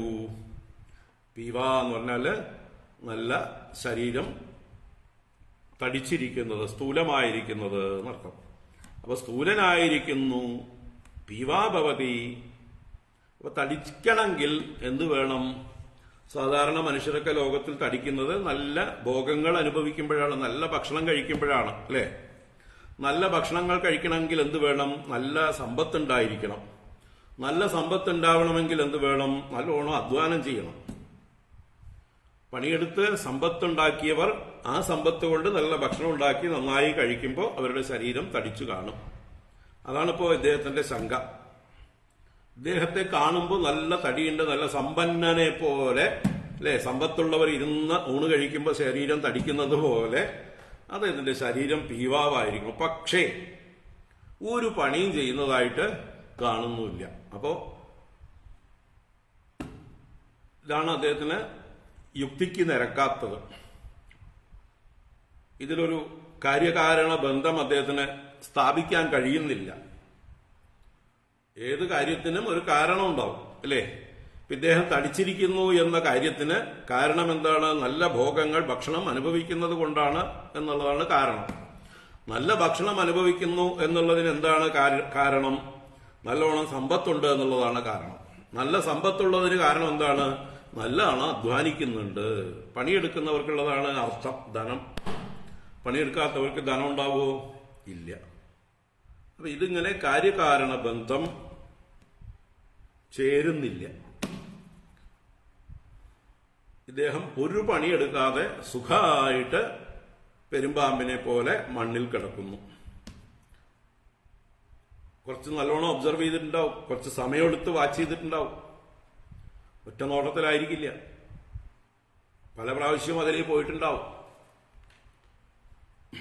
അപ്പൊ പ്രഹ്ലാദൻ ബുദ്ധിമാനായതുകൊണ്ട് ഇദ്ദേഹത്തിന്റെ ആ കർമ്മങ്ങളൊന്നും ചെയ്യാതെ ശാന്തനായി സ്വസ്ഥനായി കിടക്കുന്ന ആ തടിച്ച ശരീരത്തോടു കൂടിയ മഹാത്മാവിനെ കണ്ട് ചോദിക്കുകയാണ്, ബിഭർഷി കായം പീവാനം സോദ്യമോ ഭോഗവാൻ യഥാ.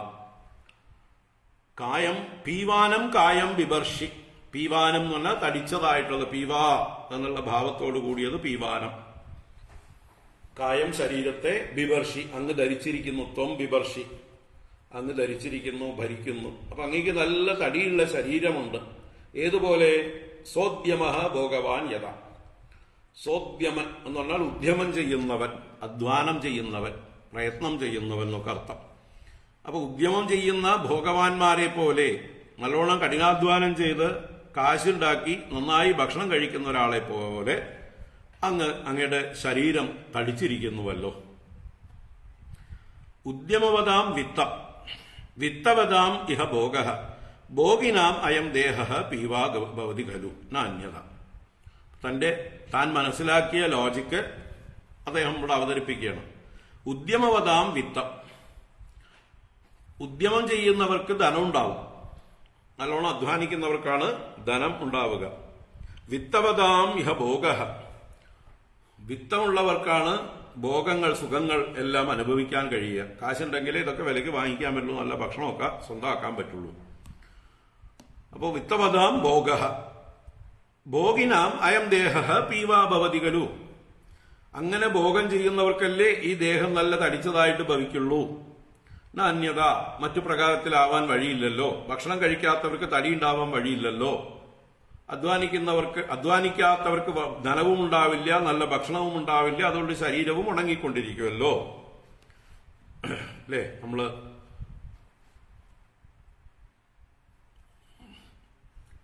കണ്ടിരുന്നതാണ്. നമ്മുടെ ദേശത്തും തന്നെ ഇപ്പോഴും കാണാൻ പല ആളുകളും അതുപോലെ ദാരിദ്ര്യം അനുഭവിക്കുന്നതായിട്ടുള്ള ആളുകളെല്ലാം മെലിഞ്ഞിരിക്കുന്നത് കാണാം.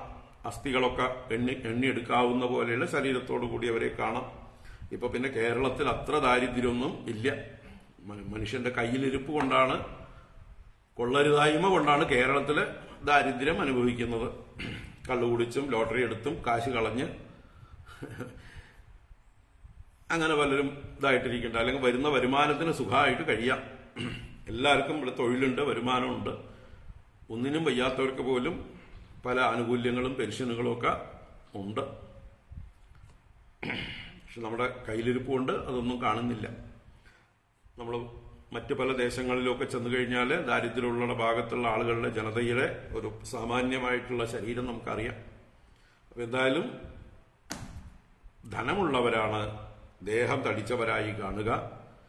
ഇവിടെ ഇനി ചോദിക്കുകയാണ് അദ്ദേഹം അടുത്ത ശ്ലോകത്തില്, നതേ ശയാനസ്യ നിരുദ്യമസ്യ ബ്രഹ്മന്നുഹാർത്ഥോ യതയേവ ഭോഗഃ അഭോഗിനോയം തവ വിപ്രദേഹഃ പീവായതസ്തദ്വത ന ക്ഷമം ചേത്. നതേ ശയാനസ്യ നിരുദ്യമസ്യ ബ്രഹ്മന്നുഹാർത്ഥോ യതയേവ ഭോഗഃ അഭോഗിനോയം തവ വിപ്രദേഹഃ പീവായതസ്തദ്വത ന ക്ഷമം ചേത്.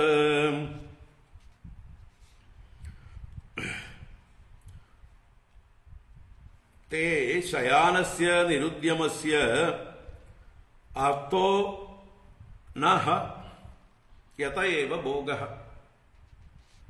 യതഃ ഏവ ഭോഗഃ, യാതൊന്നിൽ നിന്നാണോ ഭോഗം ഉണ്ടാകുന്നത് എന്ന് വെച്ചാൽ ധനത്തിൽ നിന്നാണ് നമുക്ക് ഭോഗം ഉണ്ടാവുന്നത്. ധനം ഉണ്ടെങ്കിലേ ഭോഗം സാധ്യമാവുള്ളൂ.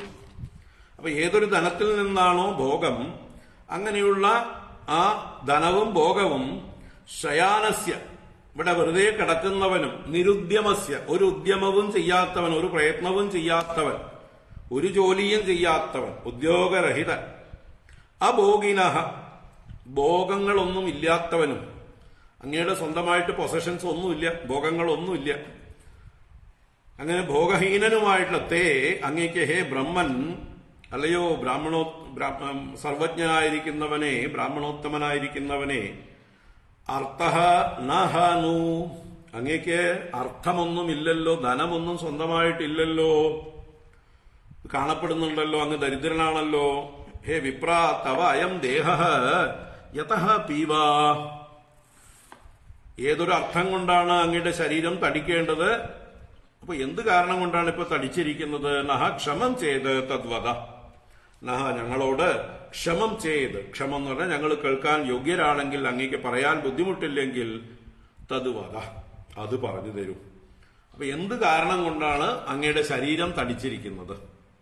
ശരീരത്തിന്റെ തടിയുടെ കാരണം ഭോഗമാണ് എന്നാണ് ഞാൻ മനസ്സിലാക്കിയിട്ടുള്ളത്. ആ ഭോഗം വേണമെങ്കിൽ ധാരാളം ധനം വേണമെന്നാണ്, ധനം വേണമെങ്കിൽ അധ്വാനിക്കണം എന്നാണ് എന്റെ ഒരു അറിവ്.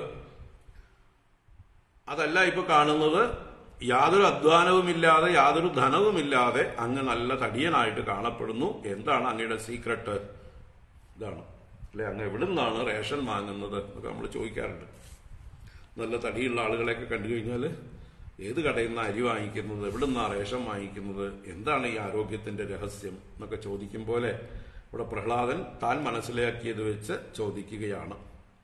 ഇതേപോലെ തന്നെയാണ് ഇനി നമ്മൾ ഏകാദശ സ്കന്ധത്തിലും ഇതേ മഹാത്മാവിനോട് യദുമഹാരാജാവ് ചോദിക്കുന്നത്. യദുമഹാരാജാവും ഈ അവധൂതനുമായിട്ടുള്ള സംവാദത്തില് അദ്ദേഹം ചോദിക്കുന്നുണ്ട്, ഈ മഹാത്മാവിനെ എപ്പോഴും സന്തുഷ്ടനായി കാണപ്പെട്ടിട്ട് അങ്ങയുടെ സന്തോഷത്തിന്റെ രഹസ്യം എന്താണെന്നാണ് അവിടെ ചോദിക്കുന്നത്. ഇവിടെ ദേഹത്തിന്റെ പുഷ്ടിയുടെ രഹസ്യം എന്താണെന്ന് ചോദിച്ചു പ്രഹ്ലാദൻ. അവിടെ യദുമഹാരാജാവ് ചോദിക്കുന്നത് അങ്ങയുടെ സന്തോഷത്തിന്റെ രഹസ്യം എന്താണ്, അതറിഞ്ഞാൽ ഞങ്ങൾക്കും സന്തോഷിക്കാലോ എന്നാണ് എന്റെ ഉദ്ദേശ്യം.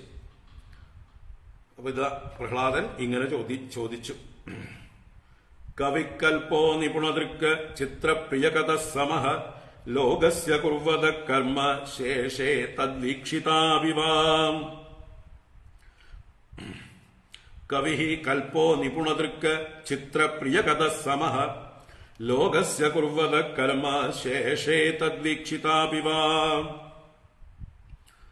ഈ അവധൂതനെ കണ്ട് അദ്ദേഹത്തെ ഒന്ന് വിലയിരുത്തി വർണ്ണിക്കുകയാണ്. അങ്ങ് ആരാണ്? അങ്ങേ കണ്ടറിയാൻ കവിയാണെന്ന്. കവി എന്ന് പറഞ്ഞാലോ കാര്യങ്ങളിലേക്ക് അപ്പുറം കാണാൻ കഴിവുള്ള സൂക്ഷ്മദൃഷ്ടിയുള്ളവൻ, വിദ്വാൻ എന്നൊക്കെ അർത്ഥമാണ്. എല്ലാ കാര്യങ്ങളിലും നല്ല ദീർഘദൃഷ്ടിയും സൂക്ഷ്മദൃഷ്ടിയുമുള്ള വിദ്വാനായിട്ട് അങ്ങയെ മനസ്സിലാക്കാൻ കഴിയുന്നുണ്ട്. കൽപ്പഹ, നല്ല ആരോഗ്യവാനാണ്, സാമർഥ്യമുള്ളവനാണ്, ഏത് കാര്യം ചെയ്യാനും കഴിവുള്ള ആളാണ്, കൽപ്പനാണ്. നിപുണദൃക്ക്, നല്ല നൈപുണ്യമുള്ള ദർശനമുള്ള ആളാണ്, ഏത് കാര്യവും എളുപ്പത്തിൽ ചെയ്യാൻ കഴിവുള്ള ആളാണ്, നല്ല സമർത്ഥനാണ്. അല്ലെ, പല മൂഢന്മാരും ഏതെങ്കിലും ഒരു പ്രവൃത്തി ചെയ്യുമ്പോൾ അവര് വളഞ്ഞു മൂക്ക് പിടിക്കും. നല്ല മിടുക്കന്മാരായിട്ടുള്ള സമർത്ഥന്മാരായിട്ടുള്ള ആളുകൾ അതേ കർമ്മം ചെയ്യുമ്പോഴോ വളരെ സിമ്പിളായിട്ട് ചെയ്യും. ആ ഒരു സ്മാർട്ട്നെസ്, കാര്യങ്ങൾ എളുപ്പത്തിൽ ചെയ്തു തീർക്കാനുള്ള കഴിവാണ് ഇവിടെ നൈപുണ്യം എന്ന് പറയുന്ന നിപുണദൃക്ക്. അതുപോലെ ചിത്രപ്രിയ കഥ, വിചിത്രങ്ങളും പ്രിയങ്ങളുമായിട്ടുള്ള കഥകൾ പറയാൻ അറിയുന്ന ആളും ഒക്കെയാണ് അങ്ങ്. സമഹ, എല്ലാവരുമായിട്ടും ലോകത്തിലെ എല്ലാവരോടും ഉദാസീനനായി സമഭാവത്തിൽ വർത്തിക്കുന്നു, ആരോടും പ്രത്യേക രാഗദ്വേഷങ്ങളൊന്നും പ്രകടിപ്പിക്കുന്നില്ല.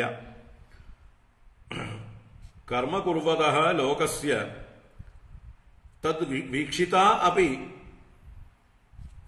ശേഷേ, സമഹ ശേഷേ എന്ന് കൊടുക്കാം. ലോകത്തിലുള്ള ആളുകൾ മുഴുവൻ കർമ്മകുർവത, അവരെല്ലാം കർമ്മം ചെയ്യണം. ആരോ ലോക, ഇപ്പൊ എല്ലാവരും അധ്വാനിക്കുന്നത് കാണുന്നുണ്ട് അങ്ങ്.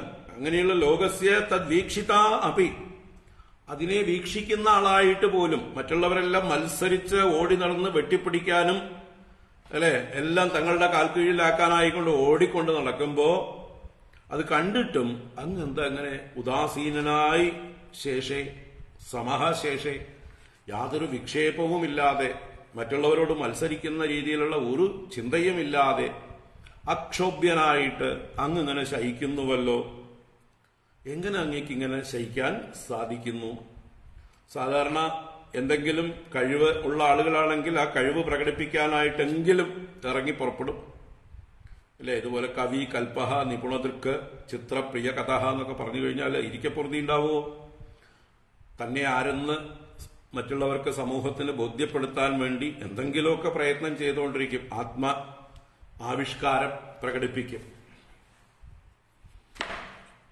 തന്റെ കഴിവുകളെ മറ്റുള്ളവരുടെ മുമ്പിൽ പ്രദർശിപ്പിക്കുന്നത് പോലും ചിലർക്ക് ആനന്ദമാണ്. ഇവിടെ അതുപോലും അതെല്ലാം ഉണ്ടായിട്ടും, എല്ലാ കഴിവുകളും ഉണ്ടായിട്ടും വളരെ ശാന്തനായിട്ട് താൻ ആരെന്ന് മറ്റുള്ളവർക്ക് ഒരു പിടിയും കൊടുക്കാതെ, എല്ലാ മഹത്വവും ഉണ്ടായിട്ടും എല്ലാ മഹത്വത്തെയും മൂടിക്കൊണ്ട് പ്രകടമാക്കാതെ അങ്ങിങ്ങനെ ശാന്തനായി കിടക്കുന്നുവല്ലോ. അപ്പൊ ആളുകള് അല്പന്മാരും മൂഢന്മാരുമായിട്ടുള്ളവർ വിഡ്ഢിത്തരങ്ങൾ കാണിച്ചു കൂട്ടുന്നു. എന്തിനാ? പേരും പ്രശസ്തി എടുക്കാനും അല്ലെങ്കിൽ ധനം സമ്പാദിക്കാനും ഭോഗങ്ങൾ അനുഭവിക്കാനും ലോകത്തെ മുഴുവൻ കാൽക്കീഴിലാക്കാനായിട്ട് നെട്ടോട്ടം കുറിയോട്ടം ഓടിക്കൊണ്ടിരിക്കുന്നു അല്പന്മാര്, മൂഢന്മാരൊക്കെ. എല്ലാ സാമർഥ്യമുള്ള അങ്ങാകട്ടെ ഒരു പ്രയത്നവും ഇല്ലാതെ, ഒന്നിനും മത്സരിക്കാതെ, രാഗദ്വേഷാദികളൊന്നുമില്ലാതെ ശാന്തനായി ശയിക്കുന്നു. എങ്ങനെയത് സാധിക്കുന്നത്? അല്ലേ? പല മഹാത്മാക്കളുടെ ചരിത്രത്തിലും ഇതുപോലെയുള്ളതായിട്ട് സന്ദർഭങ്ങൾ ഉണ്ടായിട്ടുണ്ട്.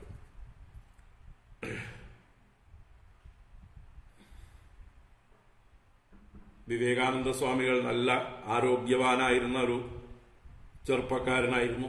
അദ്ദേഹം 39-ാം വയസ്സിലാണ് ദേഹം വെടിയുന്നത്.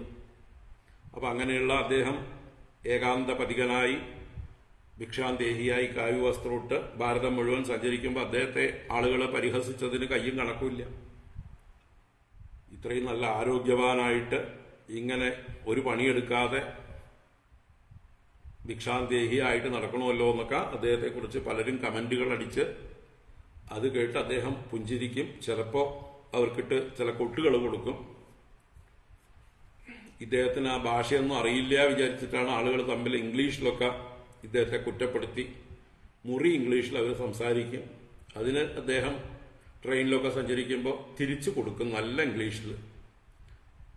അദ്ദേഹം ഇംഗ്ലീഷ് പറയാൻ തുടങ്ങുന്നത് കേട്ട് കഴിഞ്ഞാൽ ഈ പറയുന്ന അദ്ദേഹത്തെ കുറ്റപ്പെടുത്തിയ ആളുകൾ പെട്ടുപോയി.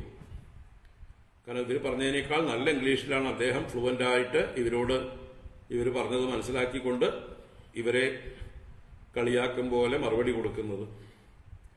അങ്ങനെയുള്ള അവരൊക്കെ ഇദ്ദേഹത്തിന്റെ കാൽക്കൽ വീണ് ക്ഷമാപണം ചെയ്യുകയും ശിഷ്യപ്പെടുകയും ചെയ്തതായിട്ടുള്ള കഥകൾ ഒരുപാടുണ്ട്.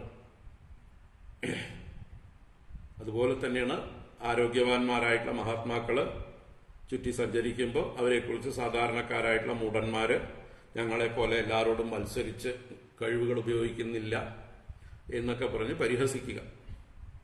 ഇത് ലോക സ്വഭാവമാണ്. അനാദികാലം മുതൽക്കേ ഇത് തന്നെയാണ് ലോക സ്വഭാവം. ഞങ്ങളാണ് കേമന്മാര്, ഞങ്ങളെപ്പോലെ ആവുന്നില്ല ഇവരൊന്നും എന്ന് പറഞ്ഞുകൊണ്ട് സാധാരണക്കാരായിട്ടുള്ള ആളുകൾ ഈ മഹാത്മാക്കളുടെ മഹത്വം അറിയാതെ അവർ ഏത് തലത്തിൽ എത്തിയിരിക്കുന്നവരാണ്, അവർ നിരതന്മാരാണെന്ന് അറിയാതെ. നമ്മുടെ സനകാദികളെ പോലും ജയവിജയന്മാര് തടഞ്ഞ കഥ അറിയാലോ നമുക്ക്. അപ്പൊ എന്തായാലും ലോക സ്വഭാവമാണിത്. അപ്പോ മറ്റുള്ളവരെല്ലാവരും അധ്വാനിക്കുമ്പോൾ, ധനമുണ്ടാക്കാൻ പാടുപെടുമ്പോൾ, സുഖഭോഗങ്ങൾക്ക് വേണ്ടി പ്രയത്നം ചെയ്യുമ്പോൾ, എല്ലാ കഴിവുമുണ്ടായിട്ടും അങ്ങെന്താണ് മിണ്ടാതെ ഉദാസീനനായി ശയിക്കുന്നത്?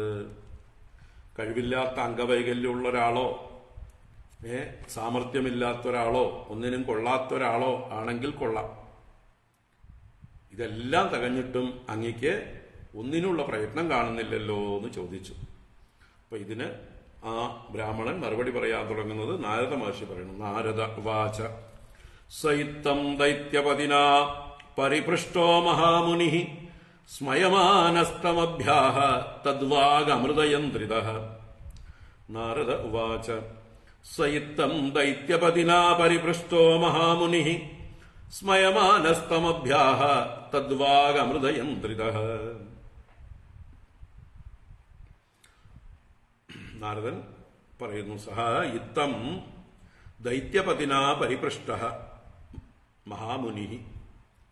സഹ മഹാമുനി, ആ മഹാമുനി ഈ ദത്താത്രേയ മഹർഷി, ഇത്തം ഇപ്രകാരം ദൈത്യപതിനാ പരിപൃഷ്ടഃ, ദൈത്യപതി അസുരപതിയായിട്ടുള്ള പ്രഹ്ലാദൻ, പ്രഹ്ലാദനാൽ പരിപൃഷ്ടഃ നല്ലതുപോലെ ചോദ്യം ചെയ്യപ്പെട്ടു. അപ്പോൾ സ്മയമാനഃ പുഞ്ചിരിച്ചുകൊണ്ട്, തദ്വാഗ് അമൃതയന്ത്രിതഃ തം അഭ്യാഹ. തദ്വാഗ് അമൃതയന്ത്രിതഃ, ഇവിടെ തദ്വാക്ക് എന്ന് പറഞ്ഞാൽ പ്രഹ്ലാദസ്യ വാക്ക്, പ്രഹ്ലാദന്റെ വാക്കുകളാകുന്ന അമൃതം. അപ്പൊ പ്രഹ്ലാദൻ വളരെ മൃദുവായി മധുരമായി വിനയത്തോടെ ജിജ്ഞാസയോടെ ആണ് ഈ ചോദ്യം ചോദിച്ചത്. അല്ലാതെ അഹങ്കാരത്തോടെ തന്റെ ഗർവം പ്രകടിപ്പിച്ചുകൊണ്ടല്ല ചോദ്യം. അപ്പൊ ഇയാളെ പരീക്ഷിക്കാൻ വേണ്ടിയിട്ടല്ല ചോദ്യം, തന്റെ ഉള്ളിലുള്ള അറിയാനുള്ള ജിജ്ഞാസയെ പ്രകടിപ്പിച്ചുകൊണ്ട്, വിനയം പ്രകടിപ്പിച്ചുകൊണ്ട്, ഈ മഹാത്മാവിന്റെ മഹത്വം ഉൾക്കൊണ്ടുകൊണ്ട് ആണ് സംസാരിച്ചത് എന്നുള്ളതാണ് ഇവിടെ. തദ്വാഗ് അമൃതം, പ്രഹ്ലാദന്റെ വാക്കുകൾ അമൃതം പോലെ. അതിനാൽ യന്ത്രിത, യന്ത്രിത എന്ന് പറഞ്ഞാല് നിയന്ത്രിത, വശീകൃത. അപ്പൊ പ്രഹ്ലാദന്റെ അതിമനോഹരമായ വാക്കുകളാൽ ഈ അവധൂത മഹാത്മാവ് വശീകൃതനായി. വെച്ചാൽ ഇതുപോലെ ചോദിക്കുന്ന ഒരാളോട്, വിനയത്തോടെ ചോദിക്കുന്ന ഒരാളോട് എങ്ങനെ പറയാതിരിക്കും എന്ന് അദ്ദേഹത്തിന് തോന്നി. അങ്ങനെ വശീകരിക്കപ്പെട്ടവനായി തം അഭ്യാഹ, അവനോട് നേരിട്ട് മറുപടി പറഞ്ഞു എന്നർത്ഥം. അപ്പൊ പ്രഹ്ലാദനോട് ഈ അവധൂതൻ മറുപടി പറയുകയാണ്. ബ്രാഹ്മണ ഉവാച വേദേതമസുരശ്രേഷ്ഠാ ഭവാൻ നനു ആര്യസമ്മതഃ ഈഹോ പരമയോർനൃണാം പദാനി അധ്യാത്മചക്ഷുഷാ. ബ്രാഹ്മണ ഉവാച വേദേതമസുരശ്രേഷ്ഠാ ഭവാൻ നനു ആര്യസമ്മതഃ ഈഹോ പരമയോർനൃണാം പദാനി അധ്യാത്മചക്ഷുഷാ.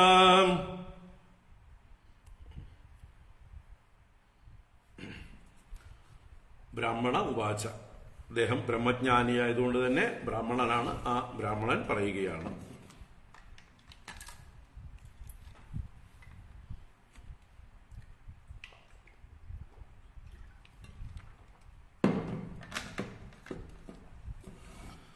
അദ്ദേഹം പ്രഹ്ലാദനെ അഭിനന്ദിക്കുകയാണ്.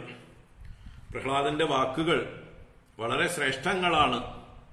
ഇനി മാത്രമല്ല, പ്രഹ്ലാദന് അറിയാത്തതായിട്ട് ഒന്നുമില്ല.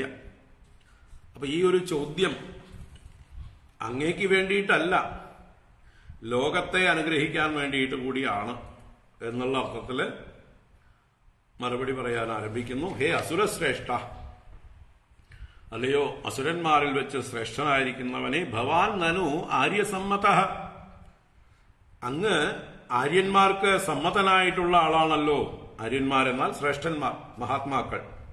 അപ്പൊ എല്ലാ മഹാത്മാക്കൾക്കും എല്ലാ ശ്രേഷ്ഠന്മാർക്കും തുല്യനായിട്ടുള്ള ആളാണ്, എല്ലാവർക്കും ബഹുമാനിതനായിട്ടുള്ള ആളാണ് അങ്ങ്.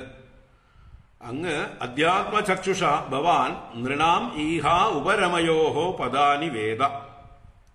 ഭവാൻ അങ്ങ് അധ്യാത്മചക്ഷുഷ, അങ്ങയുടെ ആത്മാവിനെ ദർശിക്കുന്ന കണ്ണുകൊണ്ട്, അധ്യാത്മം ദർശിക്കുന്ന ചക്ഷുസ്. അപ്പൊ ആത്മദൃഷ്ടി കൊണ്ട് നൃണാം ഈഹ ഉപരമയോഹോ പദാനി വേദ. നൃണാം മനുഷ്യന്മാരുടെ ഈഹ, ഈഹ എന്ന് പറഞ്ഞാൽ പ്രവൃത്തി, ഉപരമയോഹോ നിവൃത്തി, ഉപരമം നിവൃത്തി, ഈഹ പ്രവൃത്തി. അപ്പോ പ്രവൃത്തി നിവൃത്തിയോഹോ എന്നർത്ഥമാണ്. പ്രവൃത്തി നിവൃത്തികൾ കൊണ്ടുണ്ടാകുന്ന പദാനി വേദ. പദാനി എന്ന് പറഞ്ഞാല് അതിന്റെ ഫലങ്ങൾ, അതിന്റെ ലക്ഷ്യങ്ങൾ, സ്ഥാനങ്ങൾ. പദം എന്നാൽ സ്ഥാനമാണ്, പ്രാപിക്കുന്ന ഫലമാണത്. അപ്പൊ പ്രവൃത്തി കൊണ്ടും നിവൃത്തി കൊണ്ടും മനുഷ്യർക്ക് എന്താണ് ലഭിക്കുന്നത് എന്ന് നല്ലതുപോലെ അറിയുന്ന അധ്യാത്മ ചക്ഷുസ്സുള്ള ആളാണല്ലോ അങ്ങ്. അങ്ങേക്ക് ഇതിന്റെ അന്തർദൃഷ്ടിയുണ്ട്. അതുകൊണ്ട് അങ്ങയോടിത് പറയേണ്ട കാര്യമൊന്നുമില്ല. അപ്പൊ ഇത് അങ്ങേക്ക് അറിയാൻ വേണ്ടിയിട്ടല്ല അങ്ങയുടെ ഈ ചോദ്യം, പിന്നെയോ ലോക അനുഗ്രഹത്തിനായിക്കൊണ്ടാണ് എന്നതാണ് പറഞ്ഞു വരുന്നത്. അപ്പോ അങ്ങ് പ്രവൃത്തി നിവൃത്തികളുടെ ലക്ഷ്യവും ധർമ്മവും എല്ലാം അറിയുന്ന മഹാത്മാവാകുന്നു, ആര്യസമ്മതനാകുന്നു. യസ്യ നാരായണോ ദേവോ ഭഗവാൻ ഹൃദ്ഗതഃ സദാ ഭക്ത്യാ കേവലയാ ജ്ഞാനം ദുനോതി ധ്വാന്തമർക്കവത്. പ്രഹ്ലാദനെ പ്രശംസിക്കുകയാണ്. യസ്യ നാരായണോ ദേവോ ഭഗവാൻ ഹൃദ്ഗതഃ സദാ ഭക്ത്യാ കേവലയാ ജ്ഞാനം ദുനോതി ധ്വാന്തമർക്കവത്. യസ്യ എന്ന് പറഞ്ഞാൽ ഏതൊരു അങ്ങയ്ക്ക് നാരായണോ ദേവഃ ഭഗവാൻ സദാ ഹൃദ്ഗതഃ, സർവ ഐശ്വര്യ പരിപൂർണനായിട്ടുള്ള ഭഗവാൻ നാരായണൻ അങ്ങയുടെ സദാ ഹൃദ്ഗതഃ, എല്ലായ്പ്പോഴും അങ്ങയുടെ ഹൃദയത്തിൽ ഗമിച്ചിരിക്കുന്നു, ഹൃദയത്തിലുണ്ട്. എങ്ങനെ? കേവലയാ ഭക്ത്യ, കേവലമായ ഭക്തി കൊണ്ട്, നിഷ്കളങ്കമായിട്ടുള്ള, കലർപ്പില്ലാത്തതായിട്ടുള്ള ശുദ്ധമായ ഭക്തി കൊണ്ട് എന്നർത്ഥം. യാതൊരു കാരണവുമില്ലാതെ അഹൈതുകിയായ ഭക്തി പ്രഹ്ലാദനുണ്ട് ഭഗവാനില്. അങ്ങനെയുള്ള അഹൈതുകീ ഭക്തി കൊണ്ട് ഏതൊരുവന്റെ ഹൃദയത്തില് ഹൃദ്ഗതനായി ഭഗവാൻ നാരായണൻ സദാ വസിക്കുന്നു. എന്നിട്ടോ ദ്വാന്തം അർക്കവത് അജ്ഞാനം ദുനോതി, അജ്ഞാനം ദുനോതി, അജ്ഞാനത്തെ നശിപ്പിക്കുന്നു. ഏതുപോലെ? അർക്കൻ ദ്വാന്തത്തെ നശിപ്പിക്കും പോലെ. ദ്വാന്തം എന്നാൽ അന്ധകാരം, അർക്കൻ സൂര്യൻ. അപ്പൊ സൂര്യന്റെ സാന്നിധ്യത്തിൽ ഇരുട്ടില്ലാതാവുന്നത് പോലെ അങ്ങയുടെ ഹൃദയത്തിലിരിക്കുന്ന ഭഗവാൻ അങ്ങയുടെ സർവ്വ അജ്ഞാനത്തെയും നശിപ്പിക്കുന്നുണ്ട്. അങ്ങെല്ലാം അറിയുന്നവനാണ്, അങ്ങേക്ക് അറിയാത്തതായിട്ട് ഒന്നുമില്ല. എങ്കിലും എന്ന് അടുത്ത വരിയില് പറയണം. അദാബിബ്രൂമഹേ പ്രശ്നാൻ തവ Rajan യഥാശ്രുതം സംഭാഷണീയോ he Bhawan ആത്മനഃശുദ്ധിമിച്ഛതാം. അദാബിബ്രൂമഹേ പ്രശ്നാൻ tawa Rajan യഥാശ്രുതം സംഭാഷണീയോ he ഭവാൻ ആത്മനഃശുദ്ധിമിച്ഛതാം.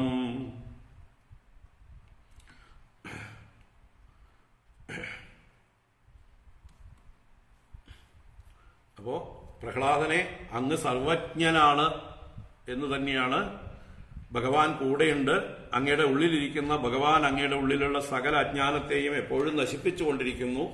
അതുകൊണ്ട് അങ്ങയ്ക്ക് ഇത് അറിയേണ്ട കാര്യമൊന്നും ഇല്ല, അങ്ങയ്ക്ക് അറിയാത്തതായിട്ട് ഒന്നുമില്ല എന്ന് പറഞ്ഞിട്ട് അതാപി എങ്കിലും ബ്രൂമഹേ തവ പ്രശ്നാൻ രാജൻ, അല്ലയോ രാജാവേ, പ്രഹ്ലാദ രാജാവേ, അസുര രാജാവേ, തവ പ്രശ്നാൻ ബ്രൂമഹേ, അങ്ങയുടെ ചോദ്യങ്ങൾക്ക് ഞാൻ മറുപടി പറയാം.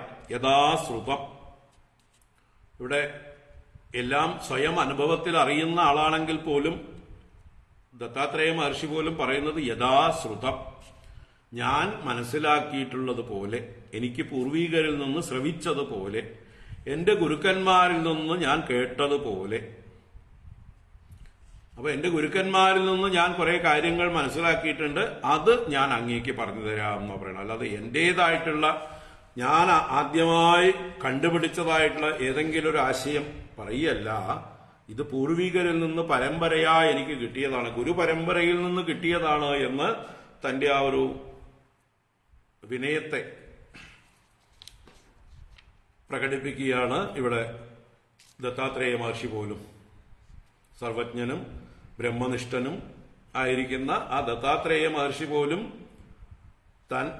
തന്റെ അനുഭവം പറയുന്നു, തന്റെ കഴിവ് പറയുന്നു, താൻ അറിയുന്ന കാര്യം പറയുന്നു എന്നല്ല, എനിക്ക് പൂർവികരായ ഗുരുക്കന്മാരിൽ നിന്ന് കിട്ടിയതനുസരിച്ച് അങ്ങയുടെ ചോദ്യത്തിന് ഞാൻ മറുപടി പറയാം. ഇതാണ് യഥാർത്ഥ ആ ഒരു പാരമ്പര്യം. നമ്മുടെ സംസ്കാരം ഇതാണ്. ഗുരുക്കന്മാരിൽ നിന്ന് കേട്ടതിനെ ഞാൻ പറയാം എന്നാ പറയുന്നത്. എനിക്കിതിൽ അഭിമാനമൊന്നുമില്ല, എന്റേതായിട്ട് അവകാശപ്പെടാനൊന്നുമില്ല, ഞാനിതിലൊന്നും അഹങ്കരിക്കുന്നില്ല.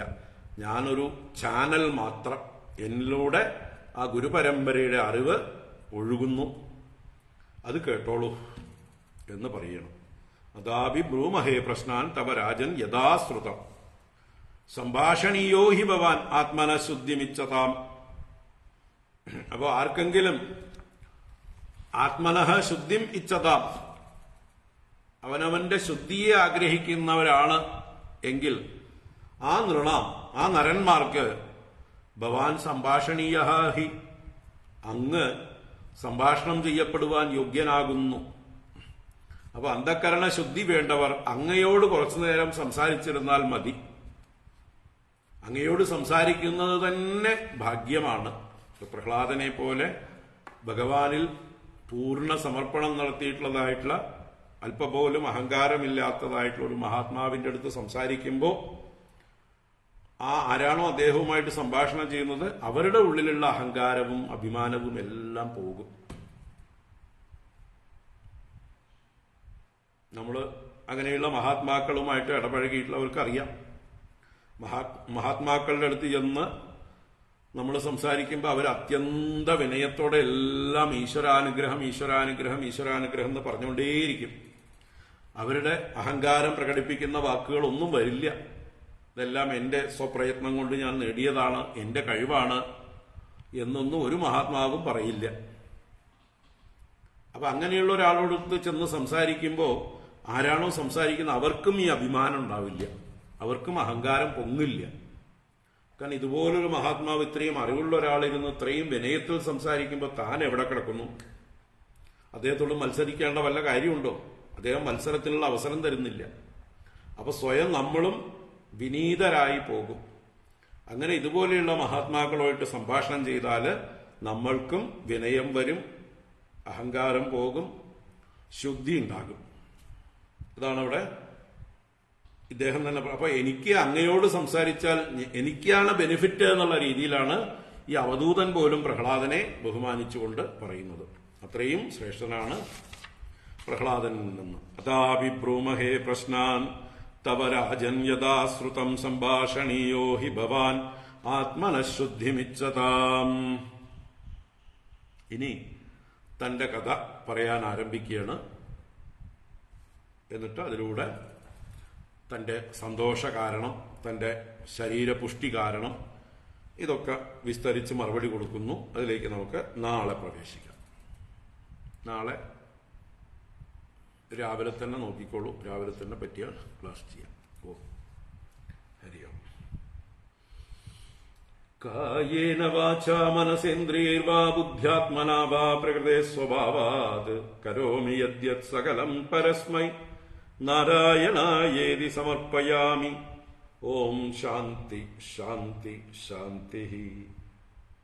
ഹരി ഓം. ശ്രീ ഗുരുഭ്യോ നമഃ. ഹരി ഓം. ഹരി ഓം. നാളെ തുടരാം.